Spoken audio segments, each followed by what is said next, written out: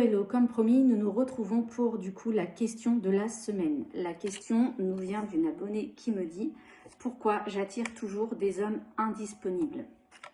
Donc ici, j'ai tiré dans un premier temps les petites cartes que vous connaissez bien maintenant. En gros, je n'ai pas le droit de me laisser aller. Donc en fait, dans ces relations, elle peut avoir l'impression, cette personne, qu'elle en fait plus que l'autre, qu'elle est peut-être plus présente que l'autre, qu'elle donne plus que l'autre. Donc, il y a vraiment cette notion de donner énormément. Il y a une notion d'obligation aussi. L'obligation de faire, tout le temps faire. On n'est pas dans l'être. Et ici, le silence n'est pas rentable. C'est-à-dire qu'on a une personne ici qui pense que, en gros, dès qu'il y a une période de silence, où la personne, par exemple, elle va rien dire ou elle va rien faire, du coup, ça peut la mettre en PLS. Donc ici, on a vraiment cette notion de, on n'a pas le droit de rien faire. Ok, si je ne fais pas de bruit, si je ne m'agite pas, si je ne fais pas des choses, en gros, ça ne le fait pas. Donc en fait, elle va forcément faire des projections sur le partenaire en mode je dois en fait faire beaucoup, et l'autre forcément, s'il n'est pas branché sur le même canal, la vie va essayer de lui montrer qu'il faut qu'elle ralentisse. Alors, pourquoi? Dans le passé, on voit que cette personne, en fait, elle est en mode combat. Il y a toujours un rapport de force dans les relations. Il y a cette notion de conflit avec elle-même, je dirais déjà. On est face à quelqu'un qui, potentiellement, a voulu aller vers un changement. Et surtout, moi, j'ai la notion de s'éloigner, clairement, de la maison. Il y a eu un déménagement. Donc, c'est en lien avec un déménagement. C'est-à-dire qu'il y a une notion de déménagement qui n'est pas digérée. Quelque chose qui peut remonter à très loin, mais ici on a cette notion voilà, d'être parti, de s'être éloigné potentiellement, de peut-être même d'une personne, et que ça a été très compliqué. Donc il y a vraiment cette notion-là. Moi j'ai aussi la distance à la mère potentiellement, s'éloigner d'une femme, d'une figure peut-être à qui on était attaché. Donc il y a vraiment un conflit intérieur en lien avec le relationnel.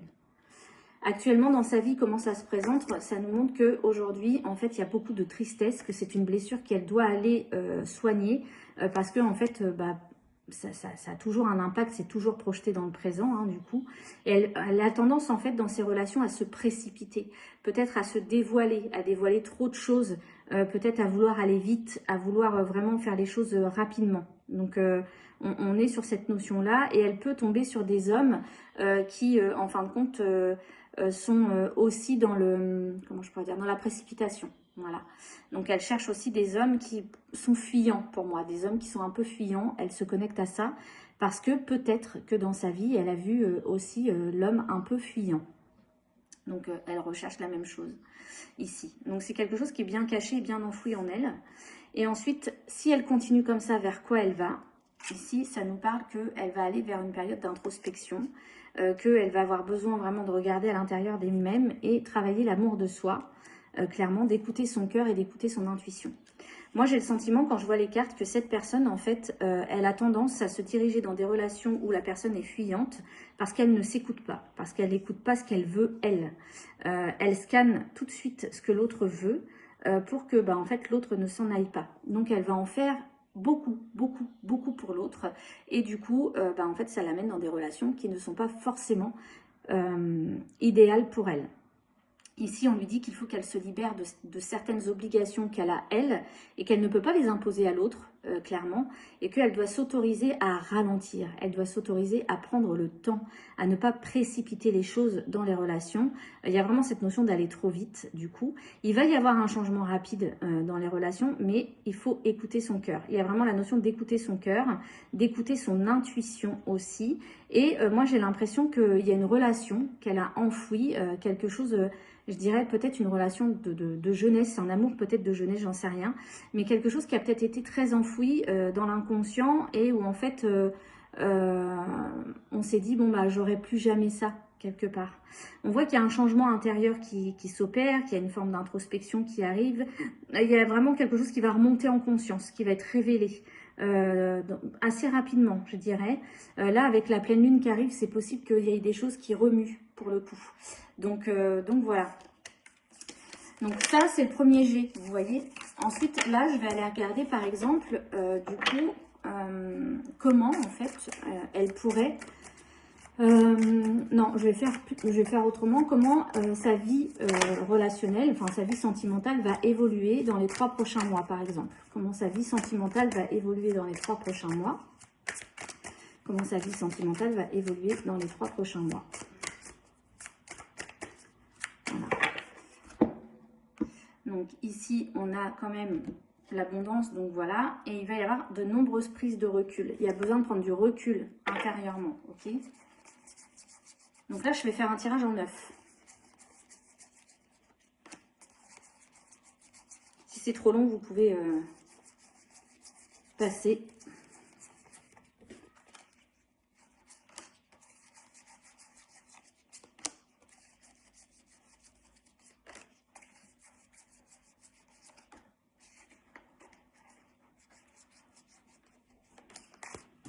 Alors, donc on voit ici que effectivement, dans le présent, le passé est toujours là. Donc on a bien un événement du passé qui, en fait, conditionne ces relations sentimentales.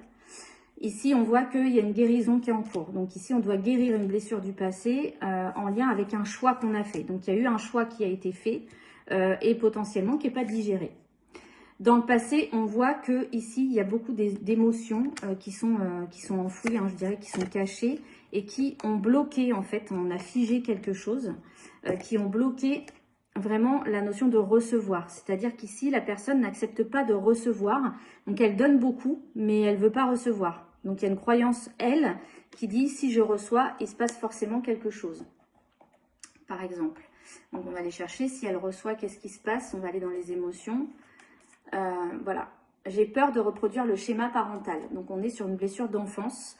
Mes parts d'enfant ne me le pardonneraient jamais. Je suis libre d'être qui je suis. Donc elle a peur de revivre, en fin de compte, des situations que ses parents peut-être ont vécues. Et pour moi, il y a un déménagement dans l'histoire. Donc voilà. Et dans le futur, on voit que effectivement, cette personne, elle est toujours dans ce mode conflit. C'est un conflit qui génère énormément d'anxiété. Par rapport en fait aussi aux personnes qui sont autour. Il y a une grande agitation ici, clairement. Moi j'ai l'impression que c'est comme si cette personne elle habitait dans un lieu peut-être où il y a du mouvement. Ici on voit bien qu'il y a besoin de faire remonter quelque chose en conscience pour pouvoir le guérir. Il y a vraiment guérir ce rapport de force. Il y a un rapport de force homme-femme, un conflit entre la femme et l'homme. Il y a une colère ici. Ici, on voit qu'il y a un blocage, et ça vient du passé, hein, mais ça, en fait, ça parasite, c'est-à-dire que la personne, elle ne voit pas le problème chez elle, elle le voit chez l'autre, mais chez elle, c'est pas possible. Et ici, on voit que elle va avoir l'opportunité aussi de faire des choix. Donc ici, on lui demande de prendre des décisions sans pour autant s'agiter dans tous les sens. Et moi, j'ai même un truc qui me vient, arrête de demander l'avis à tout le monde, concentre-toi sur toi parce que en fait, tu te perds, tu vas te perdre dans tes avis. Donc ici, on a vraiment quelque chose d'inconscient, un conflit inconscient qui vient remuer quelque chose en soi avec la notion de recevoir. Je n'ai pas le droit de recevoir. Ici, on voit qu'il y a un blocage. Du coup, on bloque la guérison parce qu'on refuse de voir et de limite prendre la responsabilité du choix qu'on a fait, de la décision qu'on a prise. On a pris une décision et limite, en fait, cette décision, on n'était pas forcément aligné avec. Parce qu'il y avait de la colère derrière, du coup. Et ici, on voit que il y a des choix quand même qui vont se multiplier, hein, voilà. Et on est vraiment obsédé par le passé, par un événement du passé. Il y a quelque chose du passé qui n'est pas digéré et qui revient sans arrêt sur le devant de la scène, mais dont elle n'est absolument pas consciente parce que c'est un schéma qu'elle refuse de voir. Qu'elle a déjà vu dans l'enfance, mais qu'elle refuse en fin de compte de voir. Donc ici, elle ne pourra pas, en fait là pour l'instant, elle ne peut pas travailler, elle ne peut pas faire une rencontre alignée avec quelque chose de différent parce qu'elle refuse de voir quelque chose de son passé qui génère de la colère, qui génère des tensions, qui génère du conflit, etc., etc. Elle a besoin d'aller voir ce rapport de force homme-femme pour comprendre le blocage. Donc ici, on a un rapport de force entre un homme et une femme. Et du coup, ça génère forcément des tensions. Voilà, j'espère que ce tirage vous aura plu. Donc là, je ne le fais pas en profondeur parce que là, par exemple, il y aurait besoin d'aller creuser la notion du conflit et de travailler sur cette blessure d'enfance. Voilà, je vous souhaite une excellente journée, une excellente semaine et on continue à remplir la boîte à questions.